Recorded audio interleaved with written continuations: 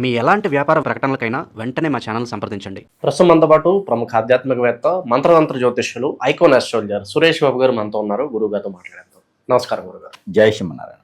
గురుగారు, ఈ 2026 జూన్ నుంచి డిసెంబర్ వరకు మరి మకర రాశి వాళ్ళకి ఏ విధంగా ఉండబోతుంది? సంవత్సరంలో మరి రెండో భాగానికి ఎంటర్ అయ్యాము. ఈ రెండో భాగం వీళ్ళకి ఎలా ఉండబోతుంది గురుగారు? ఎలాంటి జాగ్రత్తలు తీసుకోవాలి? ఖచ్చితంగా ద్వాదశ రాశుల్లో ఒకటి మకర రాశి. మకర రాశి వారికి రానున్నటువంటి ఏదైతే మనకి మారేటువంటి గ్రహాల యొక్క స్థితిగతులు, ఇప్పుడు అతిపెద్ద గ్రహాలు అయినటువంటి రాహువు, కేతువు, శని, గురువు, ఇవి ఏంటంటే ఎప్పుడో కానీ మారవు. ఎప్పుడు కడితే ఎప్పుడు మారవు అనమాట. ఇవి శుక్రుడు అయితే 40 రోజులకు ఒకసారి మారుతూ ఉంటాడు, చంద్రుడు అయితే 3 రోజులకు ఒకసారి మారుతూ ఉంటాడు, రవి అయితే వారం 30 రోజులకు ఒకసారి మారుతూ ఉంటాడు. ఇలాగా మారేటువంటి గ్రహాలు కాకుండా సంవత్సరంన్నర అంటే 18 మాసాలకి 16 మాసాలకి మారేటువంటి గ్రహాలు ఉంటాయి. 2.5 సంవత్సరానికి ఒకసారి మారే గ్రహాల్లో అతిపెద్ద గ్రహం అనేటువంటి గురుగ్రహం. ఈ గురుగ్రహం 16 మాసాలకు ఒకసారి మారుతూ ఉంటుంది. మారే తరుణంలో స్థితి అంటే వెనక్కి ముందుకు వెళ్తూ ఉంటుంది అనమాట. అంగమానం చేసుకుంటూ ఉంటుంది. ఇక్కడెక్కడ ఉండిద్ది అంటే కనుక 3 మాసాలు ఒక దగ్గర, 6 మాసాలు ఒక దగ్గర, మరిలా వెనకంజులో వచ్చేసి ముందంజులో వచ్చేసి ఈ రకంగా మారుకుంటూ 16 మాసాలు పట్టింది ఒక గ్రహం నుంచి మరొక రాశిలోకి రావడానికి. అలాగా 16 మాసాల తర్వాత మిథున రాశి నుంచి కర్కాటక రాశిలో 2వ తారీఖు సంచరించేటువంటి జూన్ 2వ తారీఖు 2025 సంవత్సరం సంచరిస్తూ ఉంది ఈ యొక్క గురుగ్రహం. గురుగ్రహంతో పాటు శుక్రగ్రహం కూడా వస్తుంది. శుక్రగ్రహంతో పాటు రవి గ్రహం కూడా వెనకాలే వస్తూ ఉంటుంది. కాబట్టి ఈ యొక్క గ్రహరీత్యా చూసుకున్నట్టయితే కనుక మనము మకర రాశి వారికి మధ్యస్థరగా అంటే మిశ్రమ ఫలితాలు ఉంటాయి అయితే మాత్రం ఖచ్చితంగా చెప్పుకోవచ్చు. ఎందుకంటే కనుక మకర రాశి వారికి ఎప్పుడు చూసినా కూడా ఏదో ఒక గ్రహం అశుభ దృష్టితో ఉంటూనే ఉంటుంది. అలాంటిది ఈ సంవత్సరము ఈ గురువు మారడంతో, గురువుతో పాటు శుక్రుడు మారడంతో కర్కాటక రాశిలో సంచరించడం ద్వారా ఈ యొక్క మకర రాశి వారు కూడా కలిసి వచ్చేలా కనిపిస్తుంది. అదేంటో విచిత్రంగా ఉంటుంది. మకర రాశి వారు కలిసి రావడం అంటే అసలు అది మామూలు విషయం కాదు. ఎప్పుడో ఒకసారి కానీ కలిసి వస్తాం, వరిగెల వాన పడ్డట్టే. అలాగే ఈ వడిగల వాన పడితే వాళ్ళకి అదృష్టం అనమాట. అట్లానే వీరికి మకర రాశి వారికి ఎప్పుడో ఒకసారి కలిసి రావడం మామూలు విషయం కాదు. అయితే ఇప్పుడు ఉన్నటువంటి అక్టోబర్ 31 వరకు కూడా కర్కాటక సంచరించేటువంటి గురువు వలన వీరికి ఎన్నో రకాలైనటువంటి వనరులు లభ్యపడుతూ ఉంటాయి అన్నమాట. ఎంత పని చేసినా ముందుకు వెళ్తూ విదేశాన్ని ప్రయత్నం చేసే ప్రయత్నాలే ఉంటాయి తప్పితే ప్రయత్నం పూర్వకంగా ఉంటుంది తప్పితే ప్రయత్నం ఫలించదు, సఫలీకృతం అవ్వదు. అలానే డబ్బులు ఎక్కడైనా ఇచ్చి ఉంటే ఆ డబ్బులు రాకుండా ఉంటుంది. శత్రు భయం ఎక్కువ, నరదిష్టి ఎక్కువ, నరఘోష ఎక్కువ. ఎన్ని చేసినా సైలెంట్ గా వారి పని వాళ్ళు చేసుకుంటూ ఉంటే కూడా అందరూ వాడిపైన దండెత్తుతూ ఉంటుంటారు. అది కూడా తలకాయ నొప్పి అనమాట. వారి పని వాటి చేసుకున్న కూడా తప్పే అన్నట్టుగా వీరిపైన చాడీలు వస్తాయి, వీరిపైన ఎలిగేషన్స్ వస్తాయి, వీరిపైన డబ్బులు ఇచ్చిన దగ్గర రావు. ఏదైనా కాంట్రాక్ట్ బేసిస్ లో జాబ్ చేస్తే కూడా ఆ కాంట్రాక్టులు రావు, డబ్బులు రావు, బిల్స్ రావు.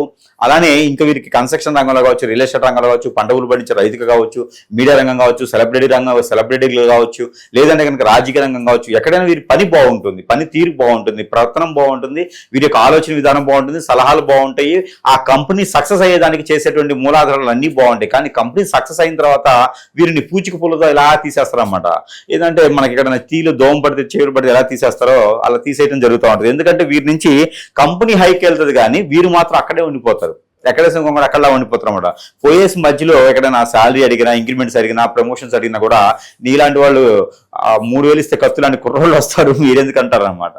అదే ఉన్నత శిఖరాలకు వెళ్ళిపోయింది కదా, ఇంక వీళ్ళతో సంబంధం లేదు, అవసరం లేదు కదా, ఇంకెవరు వచ్చి సక్సెస్ అయింది. ఒకసారి బ్రాండ్ ఇమేజ్ ఏర్పడిన తర్వాత ఇంక పెద్ద వాళ్ళతో అవసరం లేదు కదా.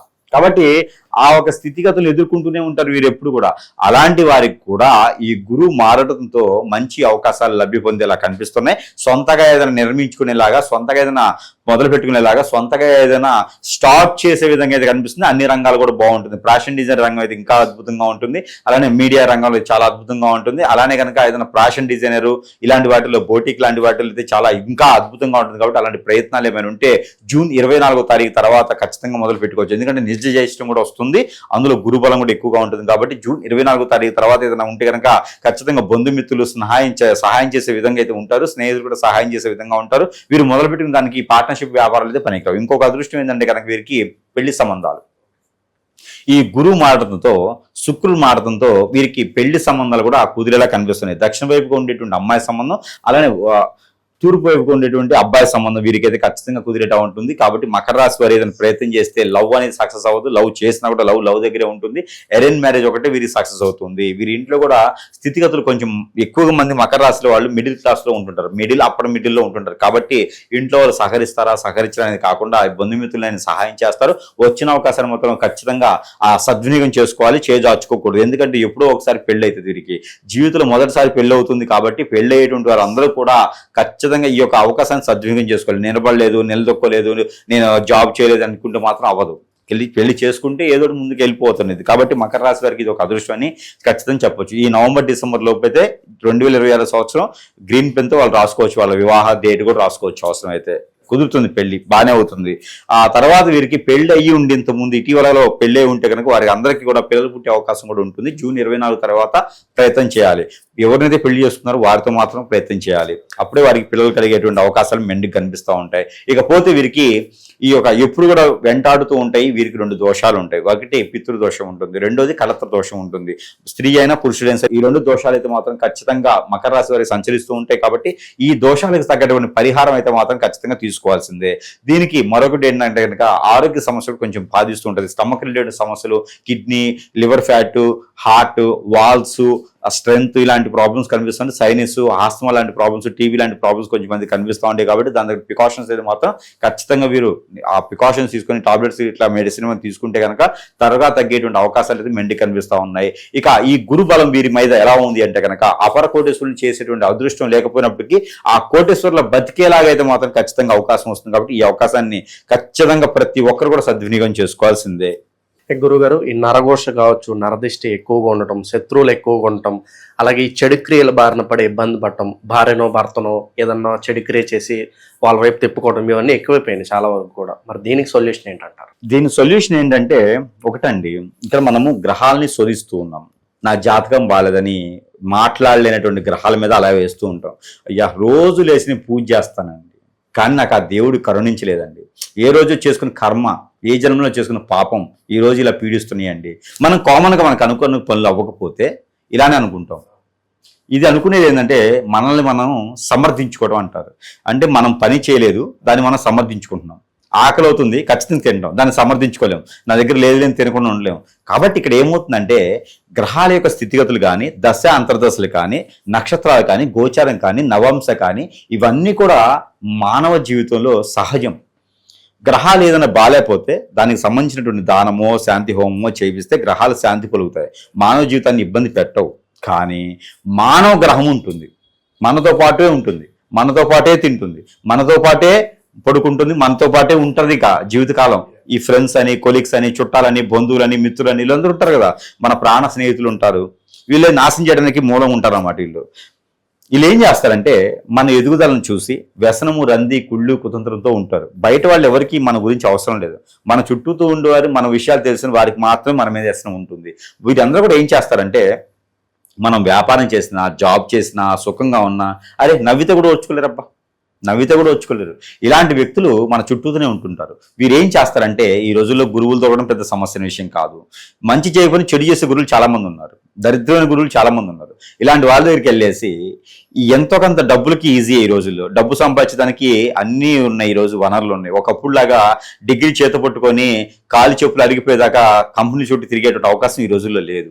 ఏదో ఒక డబ్బులే సాయంత్రం సంపాదించుకుంటున్నారు. డబ్బు కూడా ఈ రోజు విలువ లేకుండా పోయింది. కాబట్టి డబ్బు దొరుకుతుంది కాబట్టి, ఈజీ మనీ అవుతుంది కాబట్టి చివరికి డబ్బులు డ్రగ్స్ అయినా డబ్బు సంపాదించుకుంటున్నారు ఈ రోజున. కాబట్టి అలాంటి డబ్బు తీసుకుపోయేసి వాడి నాశనం కోరుకుంటారు. నా మంచితనం కోరుకోరు, వారి నాశనం కోరుకుంటారు. కాబట్టి గురువులు కూడా అలానే సహకరిస్తూ ఉన్నారు. ఆ నాశనం కోరుకుంటే వారు అష్టదిబ్బంధనం, హిప్నాటిజము, వశీకరణం చేస్తారు. ఆ చేయడం ద్వారా ఒకసారి చేపిస్తారు. ఆ చేయించడం ద్వారా ఈ చేయించబడ్డ వాళ్ళు ఏంటంటే చిన్న అడుగుంటి పోతూ ఉంటారు. నా టైం బాగాలేదు అనుకుంటారు తప్పితే వేరే ఇంకేం అనుకోలేరు. వాళ్ళకి తెలియదు కదా ఇవన్నీ. ఇక్కడ చేయించిన మాత్రం సుఖపడతారు అనుకుంటారు. ఆ అనుభవం వాళ్ళు కూడా దగ్గర వాడు నాశనం అయిపోతుంటాడు. కానీ గడ్డివామి కుక్క ఏమవుతుంది అంటే తను తినదు, ఎదుటి వాళ్ళని తినలేదు. ఒక చెత్త కుప్పలో కుక్క ఉందనుకోండి, ఆ కుక్క తినదు, కానీ ఎదుటి కుక్కలు వస్తే అరుస్తూ ఉంటుంది. కాబట్టి అదేవిధంగా ఎదుటివాడు బాగుపడుతుంటే, సుఖపడుతుంటే ఓర్చుకులేని తత్వంతో మన మీద చెడు క్రియలు చేపిస్తారు. దాని ద్వారా మనం జాతకం బాగాలేదు, నక్షత్రం బాగాలేదు అనుకుంటాం. జాతకాలు అన్నీ బాగుంటాయి. జాతకం బాగాలేకపోతే శాంతి హోమాలో, పూజలో, లేకపోతే దానాలు చేస్తే సరిపోతుంది, శాంతి చేస్తే. కానీ ఈ మానవ గ్రహం మన మీద చేయించేటువంటి క్రియలు చూసారా, ఇది మన జీవితంలో బాగుపడలేమండి. దీనికి ప్రత్యామ్నాయం ఏంటంటే ఎక్కడైనా మంచి గురువు ఉంటే సంప్రదిస్తే ఆ సమస్యకి ఏముంది, అసలు ఏం చేయించారు, ఎలా చేయించారు, ఫుటో మేము చేయించారా, లేకపోతే బ్లడ్ మేము చేయించారా, మనం వాడే వస్తువులు మేము చేయించారా, బట్టలు మేము చేయించారా, అసలు ఏ రాగం మేము చేయించారు, ఫుడ్లో పెట్టేశారా, ముందు పెట్టేశారా తెలుస్తుంది. తెలిసిన తర్వాత మనకి దానికి విరుగుడు అనేది ఇస్తాం. ఎప్పుడైనా సరే ఒకటి గుర్తుపెట్టుకోవాలి, ముళ్ళుతోనే తీయాలి. లేదు నేను యజ్ఞయాగ హోమం చేపిస్తాను, నాకు చండీ హోమం చేపిస్తానంటే డబ్బులు వేస్ట్ అవుతాయి, దానివల్ల ప్రయోజనం ఉండదు. మీకు చండీ హోమం చేయించడం ద్వారానో, రాజ్యశ్యామల హోమం చేయించడం ద్వారానో మీకు ఏదైనా పాజిటివ్ ఉంటుంది కానీ మీకు జరిగిన నెగిటివ్ పోదు. నీకు క్యాన్సర్ పోవాలంటే జ్వరం టాబ్లెట్ కాదు, క్యాన్సర్ టాబ్లెటే వేయాలి, ముళ్ళుతోనే తీయాలి. కాబట్టి నేను ఏదో చేసేసుకుంటా, నా నచ్చిన ట్రీట్మెంట్ తీసుకుంటా అంటే అవ్వదు దాంతోను. కాబట్టి ఎక్కడైనా మంచి గురువు ఉంటే, తంత్ర గురువులు ఉంటే చూపించుకుంటే ఆ సమస్యకి పరిష్కారం అయితే మాత్రం ఖచ్చితంగా దొరుకుతుంది. లేకపోతే మన ప్రాణాలు పోయేంత వరకు ఇట్ని అనుభవిస్తూ ఉంటాం. ప్రాణం పోయిన తర్వాత కూడా ఆత్మ సంతృప్తితో స్వర్గలోకానికి వెళ్ళదు. ఎక్కడ తిరుగుతున్నది అంటే మన చుట్టూతే తిరుగుతూ ఉంటుంది, భూలోకం నుంచి తిరుగుతుంది. చెడు ఉన్న ఆత్మ ఎప్పుడు కూడా స్వర్గలోకానికి వెళ్ళదు. కాబట్టి ఆత్మ వెళ్ళాలన్నా కూడా మనం ఇక్కడే క్యూర్ చేసుకోవాల్సింది ఖచ్చితంగా. కాబట్టి ఏ రాశి వరకైనా సరే చెప్పదయ్యేది ఏంటంటే కనుక ఎవరికైనా చెడు క్రియలు ఈజీగా జరుగుతూ ఉన్నాయి. కాబట్టి ఈ రోజున లవ్ జిహాద్ కానివ్వండి, అమ్మాయిలు కిడ్నాప్ చేయడం, అబ్బాయిలకి వేరే అఫేర్స్ పెట్టుకోవడం, ఇలాంటివన్నీ మైండ్ మనసు కేంద్రీకృతం లేకుండా చెడిపోవడం, చేయాలనుకున్న పని చెడిపోవడం, లోక కళ్యాణం కోసం చేద్దాం వీళ్ళ కళ్యాణం కూడా అవ్వలేకపోవడం, ఇవన్నీ కారణాలు ఇవే కదా. కాబట్టి ప్రతి ఒక్కరు కూడా మన కాన్షియస్ లో మనం ఉండాలి. మనం ఎవరికి మన పర్సనల్ విషయాలు చెప్పకూడదు, చాలా జాగ్రత్తగా ఉండాలి. మన అడ్రస్ కూడా చెప్పకూడదు. వాస్తవం చెప్పాలంటే మనం ఎక్కడ ఉంటున్నాం, ఎక్కడ జీవిస్తున్నాం, ఏం చేస్తున్నాం చెప్పకూడదండి. పరిస్థితులు అలా ఉన్నాయి బయటను. అది అనుభవించిన వాళ్ళకి అర్థమవుతుంది. అది ఎవరైతే ఇబ్బంది పడుతుంటారో వారికి మాత్రమే అర్థమైంది. తర్వాత ఎవరికి అది పబ్లిక్ వెళ్ళే వాళ్ళకి, ఒకే రూమ్ లో ఉండే వాళ్ళకి, కోలివింగ్ హాస్టల్లో ఉండే వాళ్ళకి ఇప్పుడు అర్థం కాదు. అది తరం తర్వాత అర్థమవుతుంది. పేరెంట్స్ కూడా చాలా జాగ్రత్తగా గమనిస్తూ ఉండాలి. ప్రపంచంలో పరిస్థితి బాగలేదు కాబట్టి అప్రమత్తంగా ఉండాలి ఖచ్చితంగా కూడా.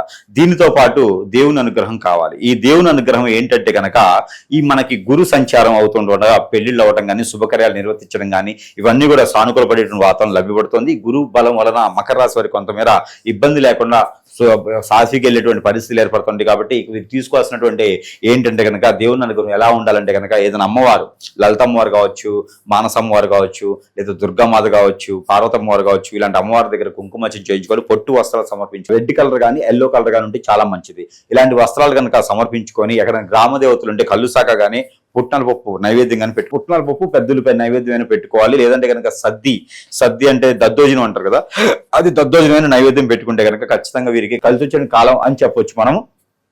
దీంతో పాటు ప్రతి 3 రోజులకు ఒకసారి, వారంలో ఒకసారి ఒక రెమెడీ చేసుకోవచ్చు.